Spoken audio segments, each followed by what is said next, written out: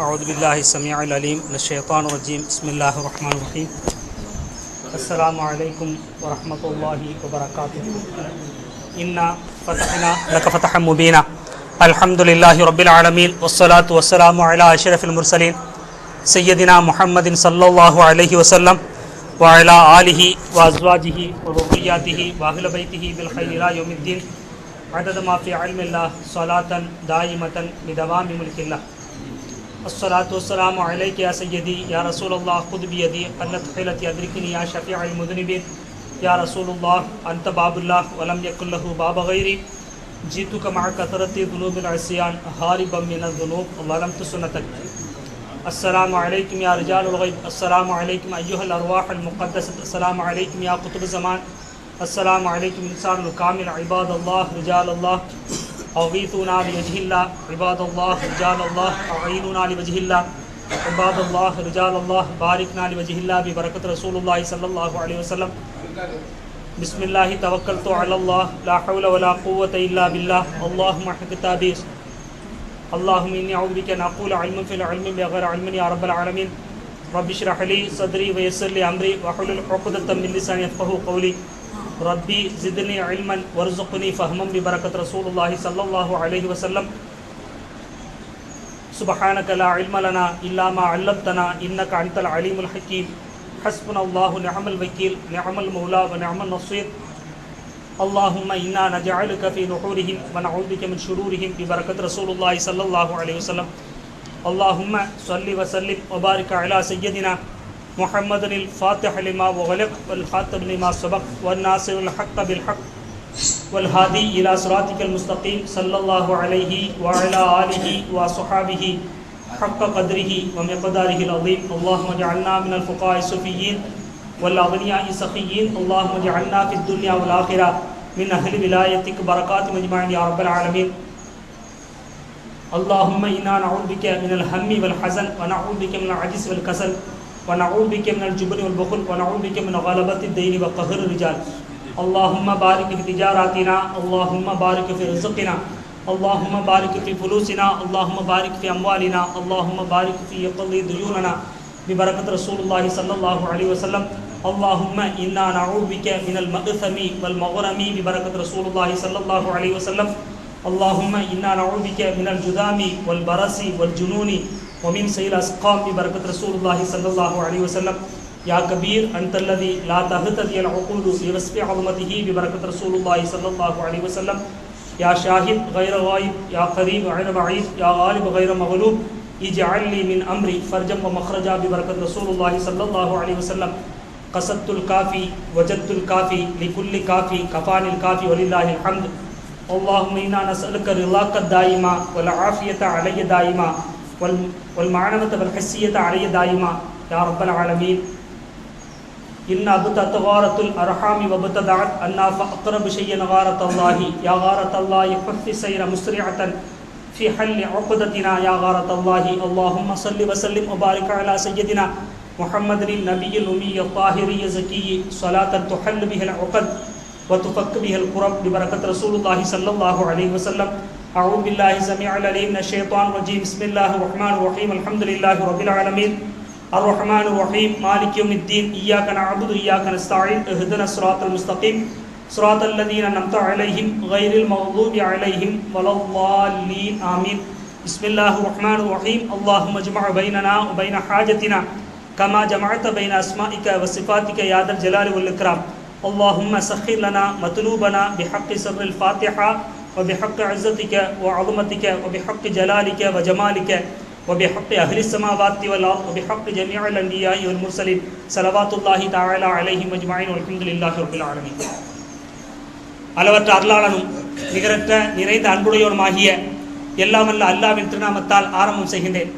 எல்லாமல்ல அல்லாஹுவை மன மெய் மொழி ஆத்மாவால் வணங்கி பணிந்து நற்குணத்தின் தாயகம் நானிலத்தின் நாயகம் நபி பெருமானார் முஹம்மது ரசூலுல்லாஹி ஸல்லல்லாஹு அலைஹி வஸல்லம் அன்னவர்களையும் அவர்களிடம் உத்தம குடும்பத்தினர்களையும் அந்நாளின் வழிச்சோற்றி பின்பற்றிய சஹாபாக்கள் தாபியன்கள் தபஅத்தாபியன்கள் யுக யுகாந்திரமுடைய காலமெல்லாம் தோன்றக்கூடிய எண்ணற்ற வழிமார்களையும் மெய்நிலை கொண்ட ஞானி முஹியுத்தீன் அப்துல் காதிர் ஜீலானி ரலியல்லாஹு தஆலா ஆசிரியப்பட்டவனாக உங்கள் முன் இந்த ஜும்மாவினுடைய உரையை துவக்குகிறேன்.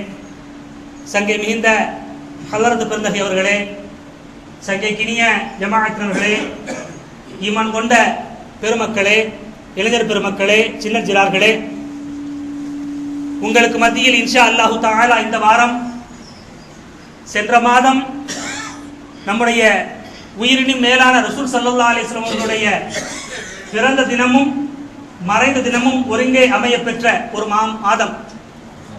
அந்த மாதத்திலிருந்து நாம் விடை பெற்று ரபியுல் ஆகிர் என்கின்ற மற்றொரு மாதத்தில் அடியெடுத்து வைத்திருக்கிறோம். இந்த மாதம் நம்முடைய இறைநேசர் பெருமக்களாகிய அவர்களுக்கு கிரீடமாக இருக்கக்கூடிய சையதுனா கௌசுல் ஆலம் முஹய்யித்தீன் அப்துல் காதிர் ஜீலானி ரலியல்லாஹு தஆலாவுடைய பிறந்த மாதம் என்பதை ஞாபகத்தில் வைத்துக் கொள்ள வேண்டும்.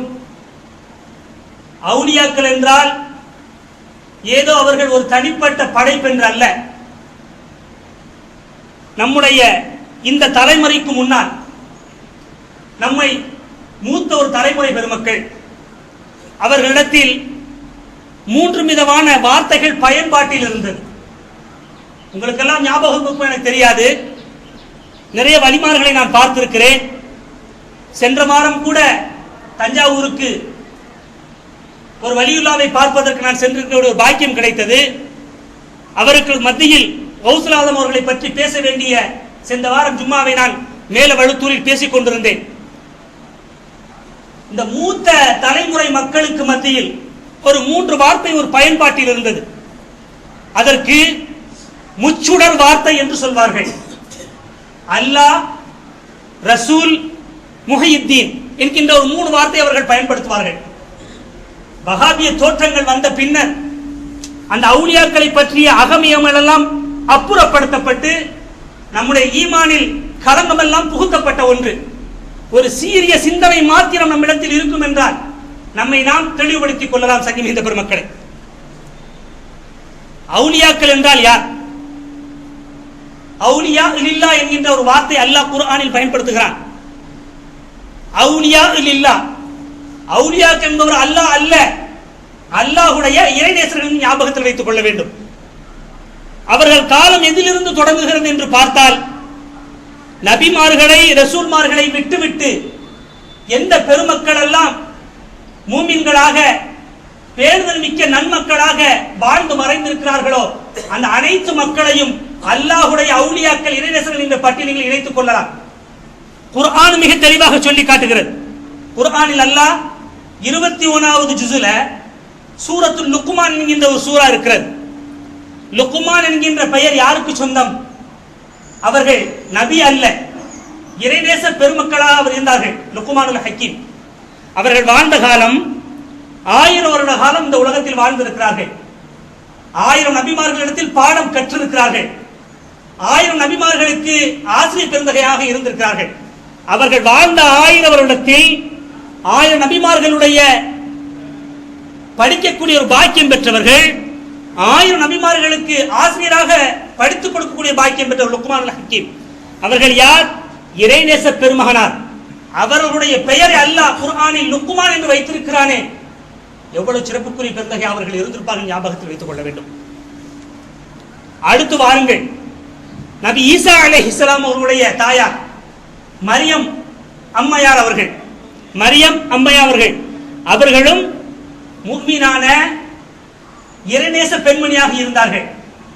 அவர்களை ஈசா அலைஹிஸ்ஸலாம் அவர்களை பெறுவதற்கு முன்னால் வயது வந்த பின்னர், பருவ வயது அடைந்த பின்னர் ஜக்கரியா அலைஹிஸ்ஸலாம் அவர்கள் அவர்களை வளர்க்கின்ற பொறுப்பை தன்னிடத்தில் எடுத்துக்கொண்டார்கள். ஜக்கரியா அலைஹிஸ்ஸலாம் அவர்கள் தன் வீட்டில் ஒரு தனி அறையை அந்த வயது வந்த மரியம் அலைஹிஸ்ஸலாம் அவர்களுக்கு ஒதுக்கி கொடுத்து, அம்மா நீ என்னுடைய கட்டுப்பாட்டில் இருக்கிறாய், நீ இந்த அறையில் தான் தங்க வேண்டும், என்னுடைய அனுமதியின்றி யாரும் உன்னை பார்க்க வரக்கூடாது, நீனும் வெளியே செல்லக்கூடாது என்று ஒரு கட்டளையோடு தன் மகளாக அவர்களை வளர்க்கிறார்கள். அந்த அறைக்குள்ளே தங்கியிருப்பாங்க, தொழுவாங்க, வணங்குவாங்க, திக்ர் செய்வாங்க. ஜக்கரியா அலைஹிஸ்ஸலாம் அவர்களுக்கு குழந்தை கிடையாது. எத்தனை வயது வரை? 71 வயது வரை அவர்களுக்கு குழந்தை கிடையாது.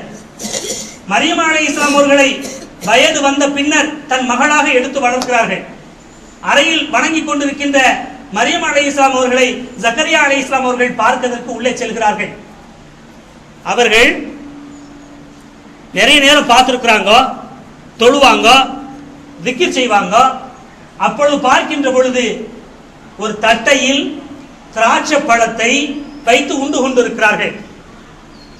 திராட்சை பழ சீசனும் அது அல்ல, அந்த பருவத்தில் திராட்சை பழமும் கிடைக்காது. அப்படி திராட்சை பழம் வர வேண்டும் என்றால் ஜக்கரியா அலைஹிஸ்ஸலாம் அவர்களை தாண்டித்தான் அந்த அறைக்கு செல்ல வேண்டும்.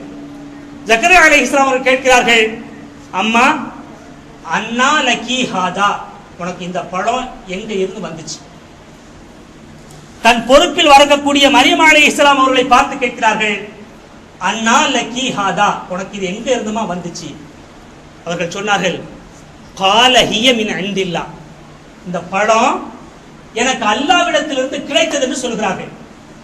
ஒரு சிந்தனை நான் உங்களுக்கு தருகிறேன்.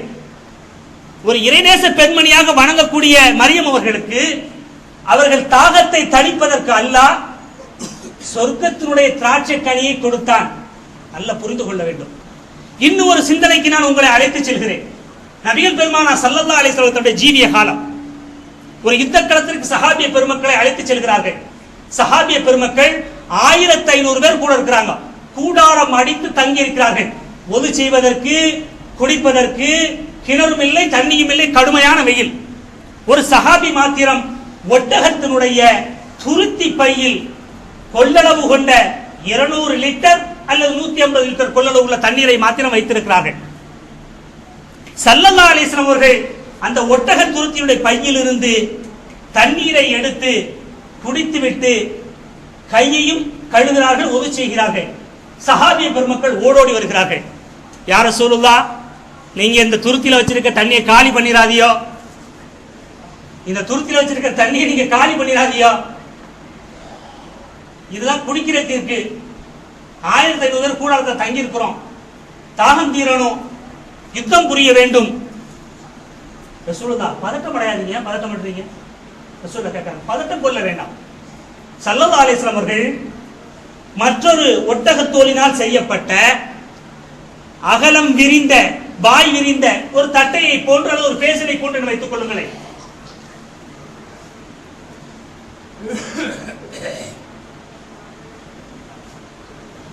ஒரு பேசனை போட்டு ஒரு பாத்திரம் என்று வைத்துக் கொள்ளுங்களேன். அந்த பாத்திரத்தில் அந்த ஒட்டக துருத்தியில் இருந்த பையில் இருந்த 150 அல்லது 200 லிட்டர் கொள்ளளவு கொண்ட தண்ணீரை அந்த பாத்திரத்தில் ஊத்துகிறார்கள். ஸல்லல்லாஹு அலைஹி வஸல்லம் அவர்களுக்கு விஷயம் எல்லாம் தெரியும், அவங்களுக்கு தெரியாம இல்ல நபிக்கு. சஹாபிய பெருமக்கள் பயப்படுவதும் இவர்களுக்கு புரிகிறது. ஸல்லல்லாஹு அலைஹி வஸல்லம் என்ன செய்தார்கள்? தன் வலது கரத்தை மணிக்கட்டு வரை அந்த பாத்திரத்திற்குள்ள ஸல்லல்லாஹு அலைஹி வஸல்லம் அவர்கள் தன் மணிக்கட்டு வரை தன் கரத்தை அந்த பாத்திரத்திற்கு உள்ளே விரித்து வைத்தார்கள். சஹாபிய பெருமக்களை அனைவர்களையும் கூப்பிட்டார்கள். வாங்க, எல்லாரும் ஒது செய்யுங்க, எல்லாரும் குடிங்க, உங்களுடைய தேவையை பூர்த்தி செய்யுங்கள் என்று சொல்கிறார்கள். ஒரு சஹாபி சொல்றாங்க, ஸல்லல்லாஹு அலைஹி வஸல்லம் அந்த பாத்திரத்தில் விரலை விரித்து வைத்த பொழுது ஊற்று கண்ணில் இருந்து தண்ணீர் கொப்பளித்து வருவதை போன்று வந்தது. நாங்க 1500 பேரும் ஒது செய்து விட்டோம். தண்ணீர் குடிப்பு கடமையாயிருந்த சஹாபிய பெருமக்களும் அந்த தண்ணீரில் குளித்துக் கொண்டார்கள். நாங்கள் குடித்துக் கொண்டோம். ஸல்லல்லாஹு அலைஹி வஸல்லம் அவர்கள் எல்லாருடைய தேவையும் பூர்த்தியான பின்னர் அந்த பாத்திரத்திலிருந்து தன் கரத்தை எடுத்தார்கள். பார்த்தோம், சஹாபி சொல்கிறார்கள், எங்களுடைய குழுவில் 1,00,000 சஹாபி இருந்தாலும் அவ்வளவு தண்ணீர போதும். ஸல்லல்லாஹு அலைஹி வஸல்லம் ஒது செய்ய சொன்னார்கள், செய்து விட்டோம்.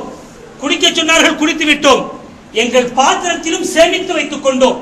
பார்க்கிறோம், எந்த கொள்ளளவில் இருந்த 150 லிட்டர் அல்லது 200 லிட்டர் தண்ணி அது அப்படியே இருந்தது.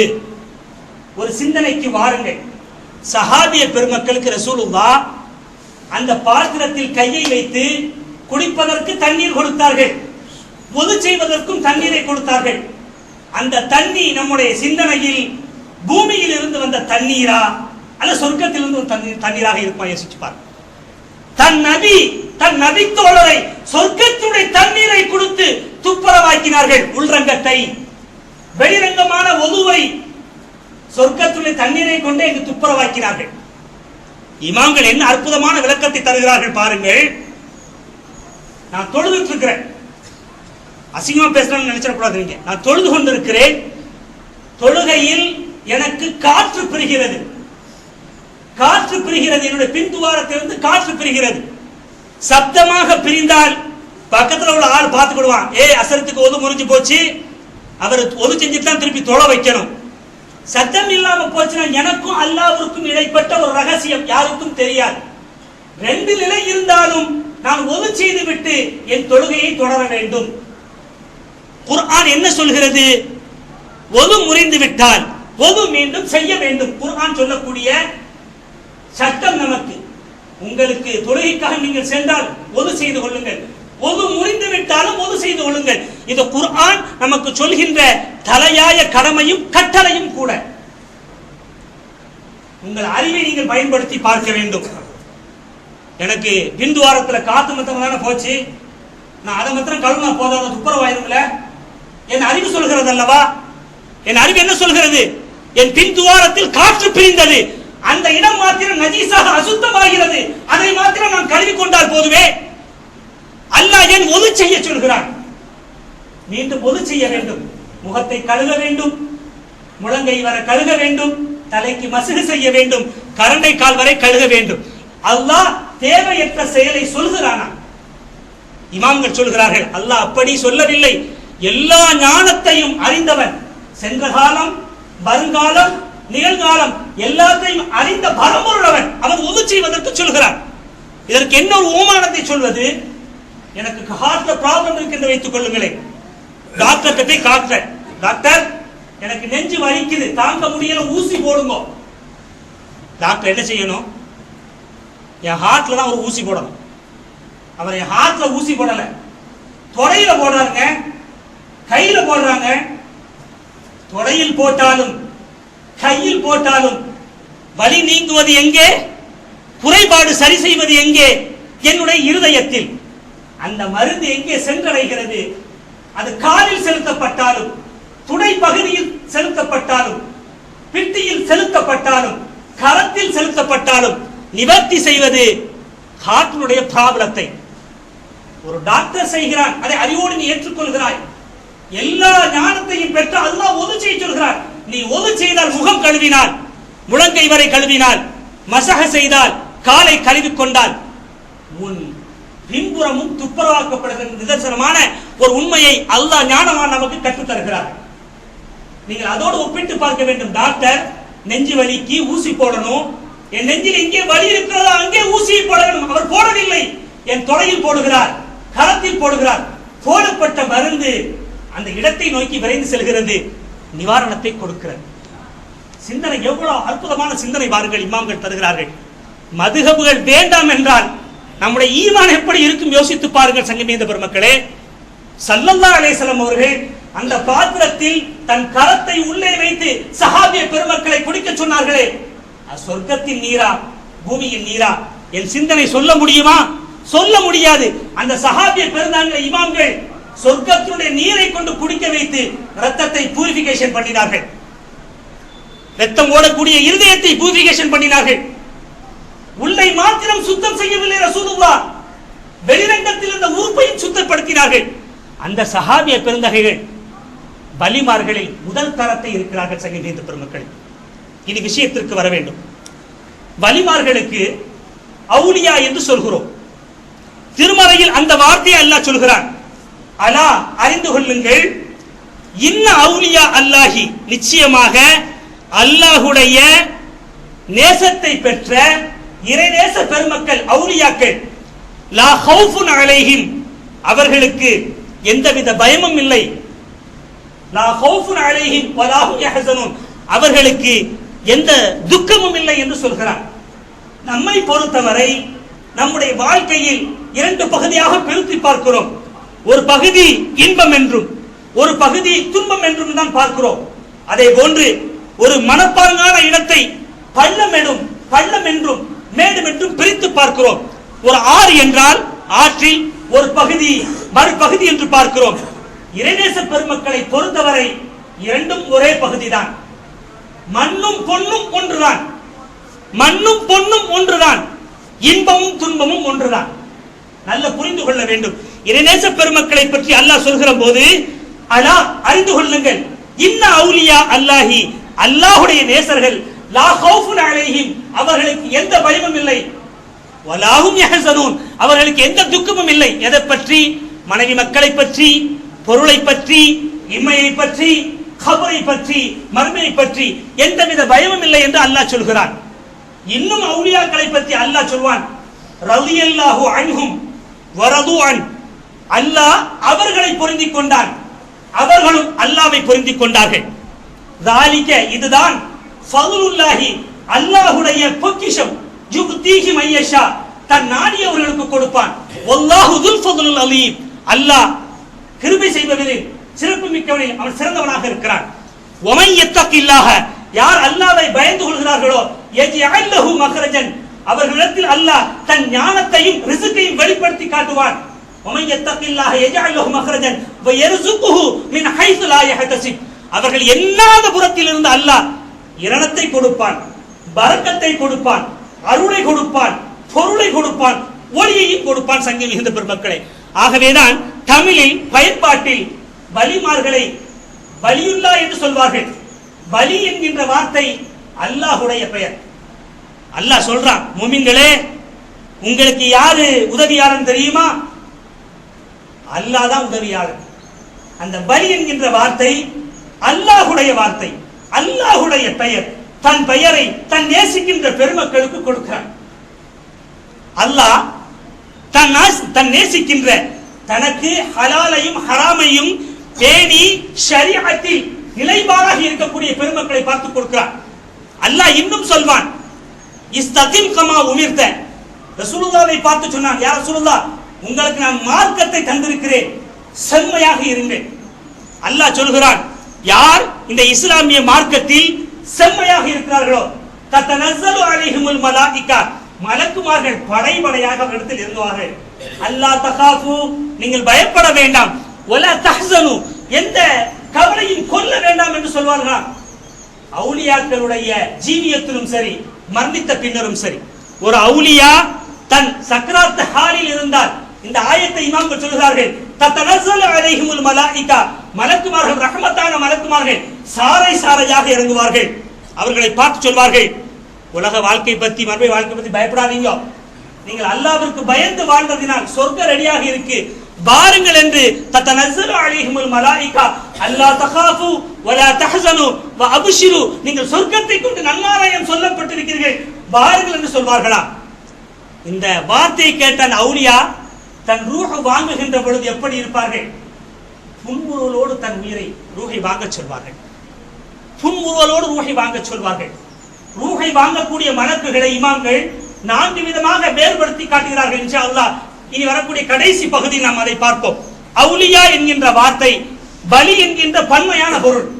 பலி என்கின்ற வார்த்தை அல்லாஹ் தனக்குரிய பெயரை அந்த அவுலியாக்களுக்கு கொடுத்து அவர்களை அவுலியா என்று சங்கைப்படுத்துகிறான். அவுலியாக்களுடைய அகமத்தை பற்றி பார்க்கின்ற பொழுது குர்ஆன் ஷரீஃப் நிறைய விஷயத்தை சொல்கிறது.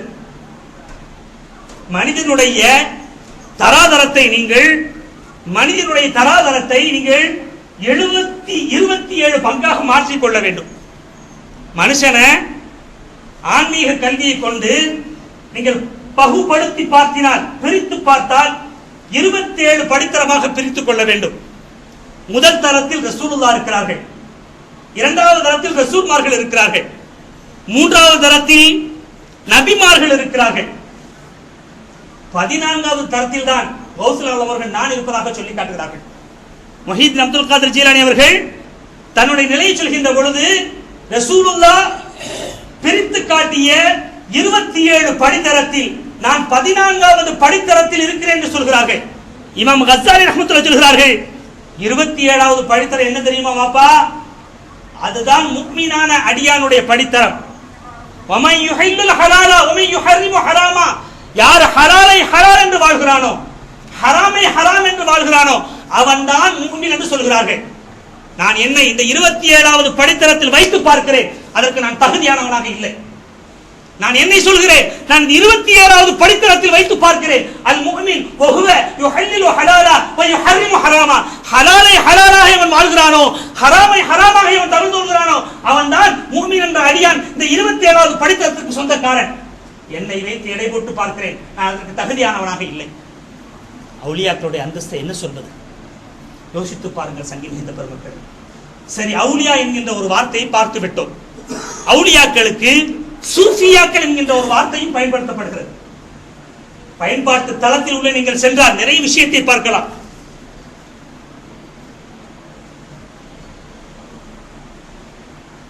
சூஃபி என்றால் தன்னுடைய அந்த புறத்தை, உள் ரங்கத்தை பரிசுத்தமாக வைத்துக் கொள்வார் என்கிற ஒரு பொருள் உண்டு. சூஃபி என்கின்ற வார்த்தை எதிலிருந்து வந்தது? நபீன ஆதம் அலைஹிஸ்ஸலாம் அவர்களுக்கு அல்லாஹ் அவர்களை பார்த்து சஃபியுல்லா என்று சொன்னான்.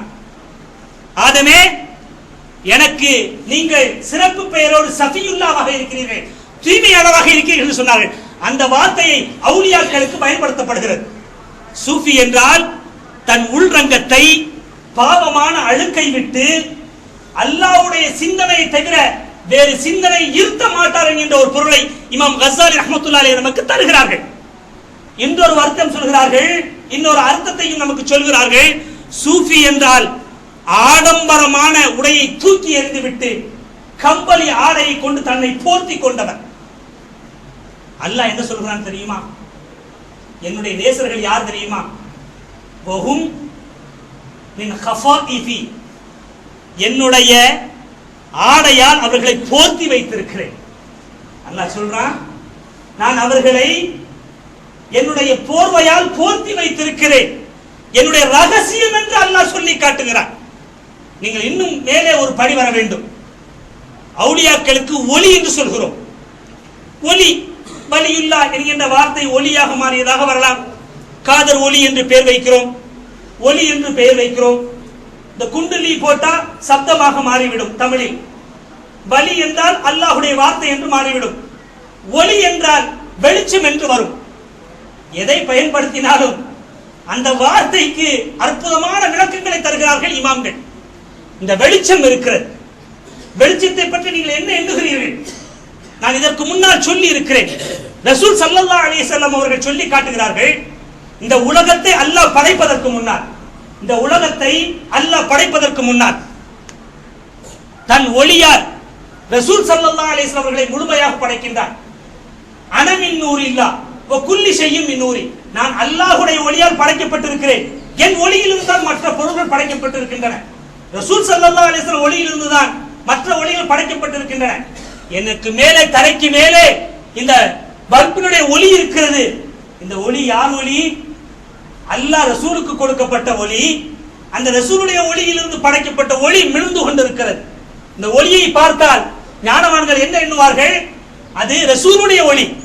அந்த ரசூலுடைய ஒளி யாருடைய ஒளி தெரியுமா? அல்லாஹ்வுடைய ஒளி. ஆகவேதான் அவுலியா என்று பார்க்கின்ற பொழுது அவுலியா அல்லாஹ், அல்லாஹ் வேறு, வலியுல்லா வேறு என்று பிரித்து பார்க்கிறோம். அல்லாஹ்விற்கு மரணமும் இரணமும் கிடையாது, வலியுல்லாவிற்கு மரணமும் உண்டு, இரணமும் உண்டு. ஜியாரத் செய்கின்ற பொழுது உண்மையான தௌஹீத் நமக்கு அங்கே வருகிறது. இந்த வலியுல்லா உலகத்தில் வாழ்ந்தார், இவருக்கு மரணமும் உண்டு, பிறப்பும் உண்டு. ஆனால் செம்மையாக வாழ்ந்தார். அவரை ஜியாரத் பண்ணுகின்ற பொழுது மிக சீர்தூக்கப்பட்ட சிந்தனை வருகிறது. சங்கீத பெருமக்களே, ஜியாரத்தினுடைய யதார்த்தமான தத்துவமே அதுதான். சங்கீத பெருமக்களே, சஹாபிய பெருமக்கள் ஸல்லல்லாஹு அலைஹி வஸல்லம் ரவுதா ஷரீஃபை ஏன் ஜியாரத் செய்தார்கள்?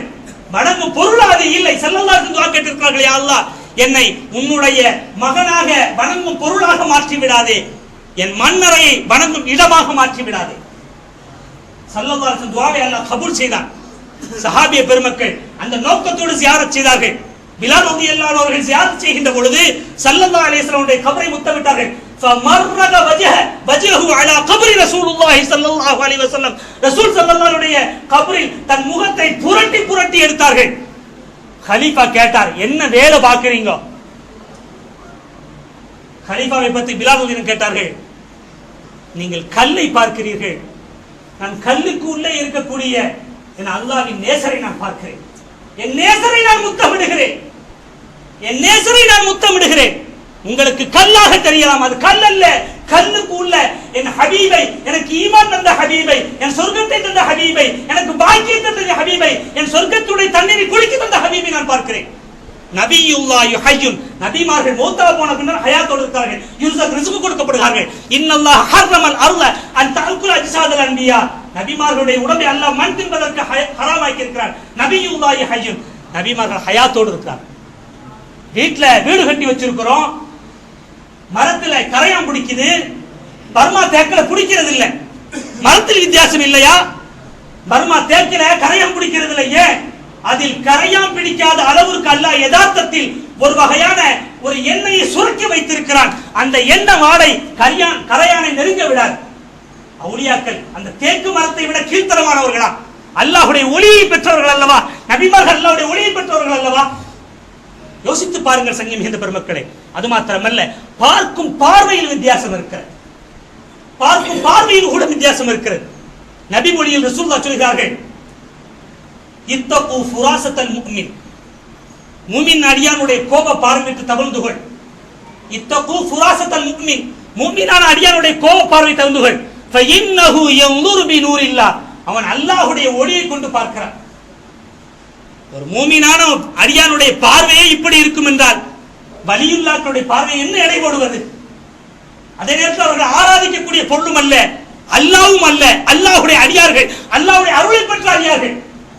யோசித்து பார்க்க வேண்டும் சங்கம் மிகுந்த பெருமக்களே. நபிகள் பெருமானார் ஸல்லல்லாஹு அலைஹி வஸல்லம் அன்னாருடைய அருமை தோழர் சஹாபி அபூ ஹுரைரா ரலியல்லாஹு அன்ஹு அவர்கள் இஸ்லாத்தினுடைய ஆரம்ப காலகட்டம், இஸ்லாத்தினுடைய ஆரம்ப காலகட்டம், அஸ்ஹாபு சுஃபா என்றவர்கள் சொல்வார்கள், திண்ணை தோழர்களில் தலையாய ஒரு பெருந்தையாக அவர்கள் இருந்தார்கள். இஸ்லாத்தை ஏற்றுக்கொள்கிற சஹாபிய பெருமக்களுக்கு அவர்கள் குர்ஆனை ஓதி கொடுப்பார்கள். ஸல்லல்லாஹு அலைஹி வஸல்லம் அவர்கள் பார்க்கிறார்கள், ஒரு நாள் மஸ்ஜித் நபவியில் உள்ளே வருகின்ற பொழுது அஸ்ஹாபு சுஃபா தலைவராக இருக்கக்கூடிய அபூ ஹுரைரா அவர்கள் இஸ்லாத்தை ஏற்றுக்கொண்ட சஹாபிய பெருமக்களுக்கு குர்ஆனை ஓதிக்கொண்டு கொடுத்து கொண்டிருக்கிறார்கள். ரசூலுல்லாஹ் சிரிக்கிறார்கள். தபஸ்ஸம ரசூலுல்லாஹி ஸல்லல்லாஹு அலைஹி வஸல்லம் ஹத்தா யல்ஹன நவாஜித், ரசூலுல்லாஹ்வுடைய கடவாய் பற்கள் தெரியும் அளவுக்கு சிரித்தார்கள் ஸல்லல்லாஹு அலைஹி வஸல்லம். அபூ ஹுரைரா அவர்கள் பயந்து விட்டார்கள். கேட்கிறார்கள், யா ரசூலுல்லாஹ், ஏன் நீங்கள் சிரிக்கிறீர்கள்? ரசூலுல்லாஹ் சொல்கிறார்கள், அபூ ஹுரைரா, நீங்கள் செய்கின்ற பணி இருக்கிறதே அற்புதமான பணி, நீங்கள் விட்டுவிட வேண்டாம். ஹத்தா யஅதியக்கல் மௌத், உங்கள் மௌத் வருகின்ற வரை, மௌத் வருகின்ற வரை நீங்கள் குர்ஆனை ஓதிக்கொண்டு கொடுத்தே இருங்கள். அப்படி நீங்கள் இருந்தால், நீங்கள் மௌத்தாகி விட்டால், ஸல்லல்லாஹு அலைஹி வஸல்லம் அற்புதமாக சொல்கிறார்கள், எப்படி மலக்குமார்கள் கஅபத்துல்லாவை சுத்தி சுத்தி வருவார்களோ அதே போன்று உங்களுடைய கபரை அல்லாஹ் மலக்குகளை கொண்டு சுத்த செய்வான். ஷரஹ் ஷாத்திபியா என்கிற கிதாபில் இமாம் எழுதி காட்டுகிறார்கள். எவ்வளவு அற்புதமான வாசகம் பாருங்கள். அல்லாஹ்வுடைய வலி அல்லவா அபூ ஹுரைரா அவர்கள்? யோசித்து பாருங்கள்.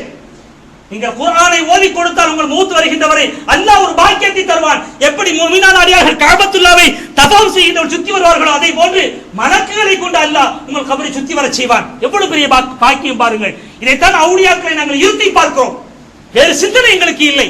இன்ஷா அல்லாஹு தஆலா அடுத்த வாரம் இதே தலைப்பின் கீழ் பார்ப்போம். எல்லாம் அல்ல அல்லாஹு தஆலா நல்ல சிந்தனையை தந்து அவனை இறைவனாக ஏற்று அவருடைய அவுலியாக்களையும் நபிமார்களையும் கண்ணியப்படுத்தி அதன் மூலம் நம்முடைய ஈமானை பலப்படுத்தி செம்மையாக வாழக்கூடிய நல்ல நசீபை தந்து முடிவானாக. ஆமீன் ஆமீன் யா ரப்பல் ஆலமீன். ரலியல்லாஹு தஆலா வர்து தாலிகல் ஃபௌசுல் அதீம் தாலிகல் ஃபௌசுல் கபீர். அஸ்ஸலாமு அலைக்கும் வரஹ்மத்துல்லாஹி வபரகாத்துஹு.